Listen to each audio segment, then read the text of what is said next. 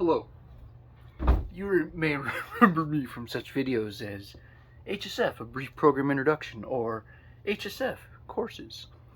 And welcome to another video. In this video, I'm going to talk a little bit about the common type of student that tends to come to HSF, and also a little bit about where students tend to go after HSF.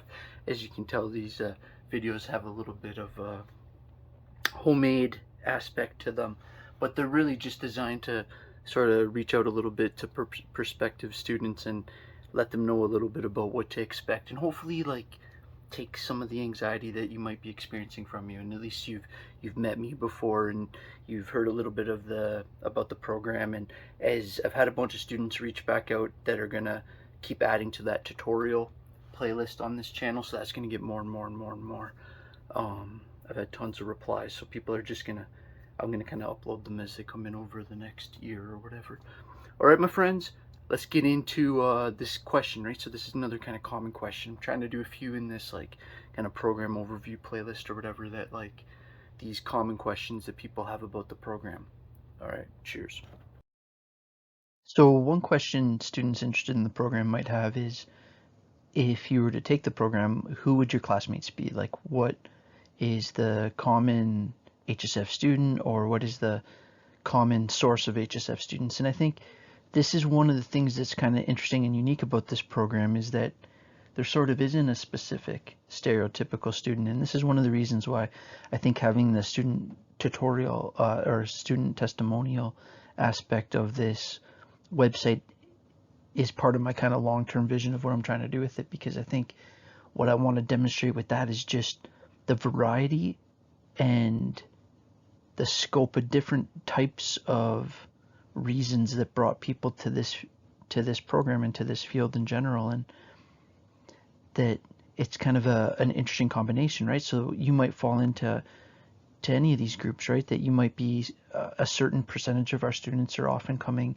directly from high school, right? And so let's say there's 100 students, I would guess there's probably at least 40 or 45 in that category, right? That you were either in high school last year, or maybe had a year in between or whatever, and now you're coming and making this adjustment to college life, right? And so all these different subgroups of potential students have different things that are maybe your worry, or your, like, for example, the next one I have there is retraining, right? So just to kind of finish my thought there, if you're coming right from high school, maybe some of your worries are about like adjusting to college and maybe living on your own for the first time and stuff like that. If you're in this category of people that for whatever reason are maybe trying to retrain and switch careers, it's very likely that, maybe you're a bit worried about the technology aspect of it. Maybe you're worried about certain aspects of how maybe formal writing has changed.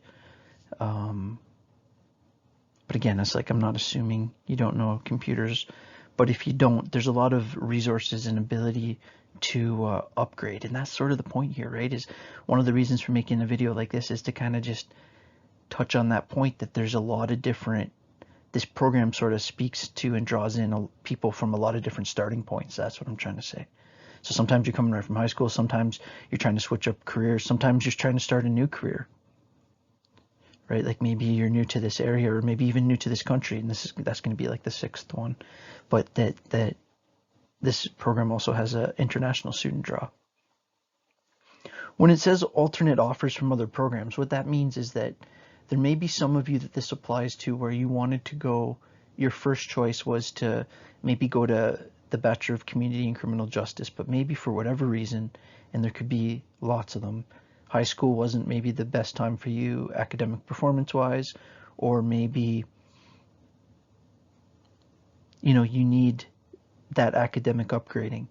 So there's a certain segment of the students, and it's not that you're at a lower point than the other students, right? Because if those other students had have applied to those programs, it might have been the same thing.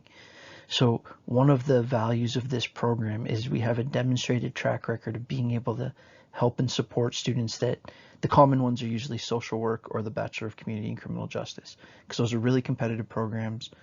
And so oftentimes students, for whatever reason, either a lack of experience or just struggled a bit in high school, don't quite make their cut.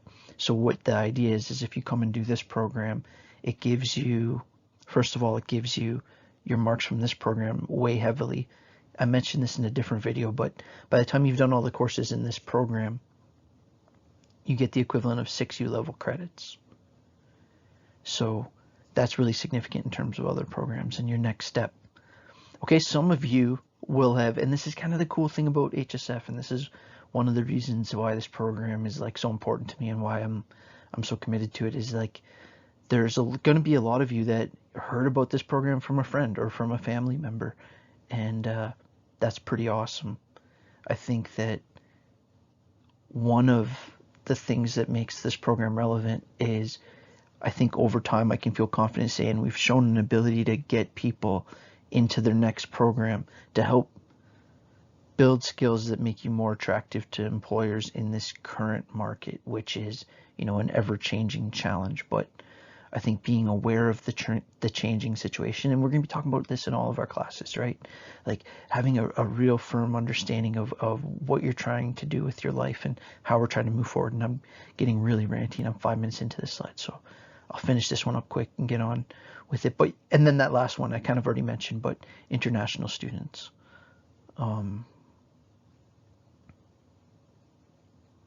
Due to the fact that a lot of international students might be interested in getting into fields like securities or policing or social work or early childhood or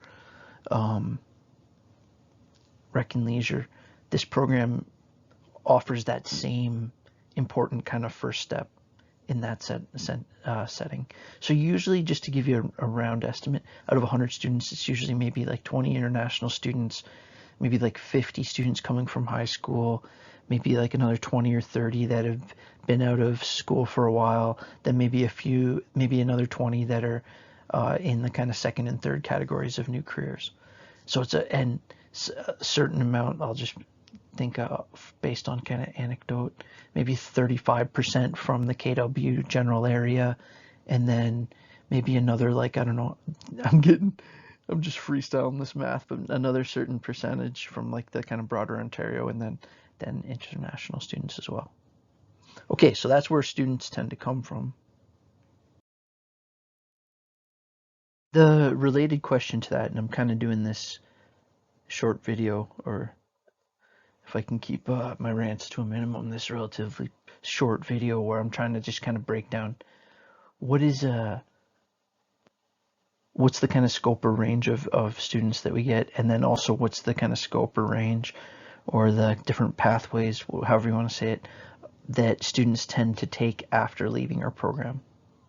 Right, so after successfully completing HSF, and especially if you can do well, right, especially if you can get decent marks, it puts you in a really good position to apply to other college diplomas, right? So some of the ones that, and there's a lot that aren't on this list, but I'm kind of going with the most common that I've seen our students take next steps into, would be things like the SSW or the social service worker program, the rec and leisure program, which is awesome, the police services, or I should have up there PSI, which is police.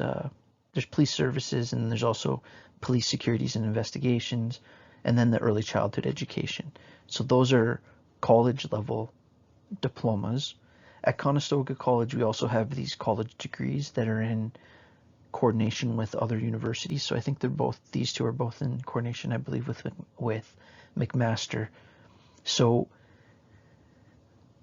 I'll explain this more to you once we get actually into the program, but the idea is that you could take this program and then take as your next program something like the Bachelor of Community and Criminal Justice or the Bachelor of Early Learning.